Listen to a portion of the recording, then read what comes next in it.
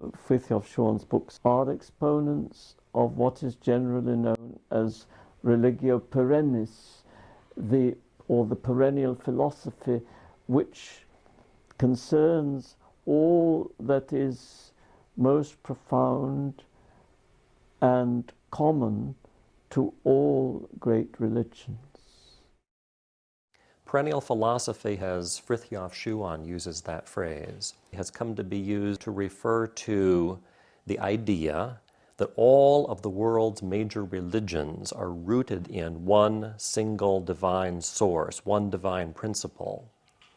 And the idea is that, like a perennial flower which blooms every year, this one source of all wisdom has blossomed forth, as it were, throughout history.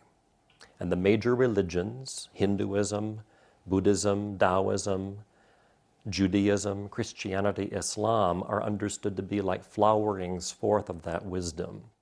The traditionalist writings are sometimes confused and confounded with the writings of the New Age writers. Nothing could be further from the truth. But because at one moment Schuon may quote the New Testament, at another moment he may quote the Bhagavad Gita, at another moment he may quote from the Buddhist Dhammapada, people might accuse him, and have accused him, of being a syncretist and a personage analogous to the New Age exponents. I have just said nothing could be further from the truth.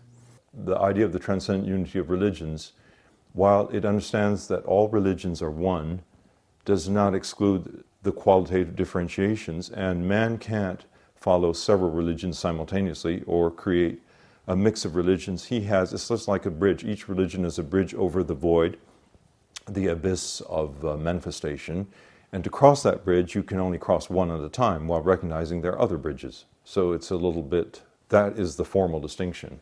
But Schuon would say that all the bridges are true if we can use that image, but man, Schuon would emphasize, could only cross one bridge at a time.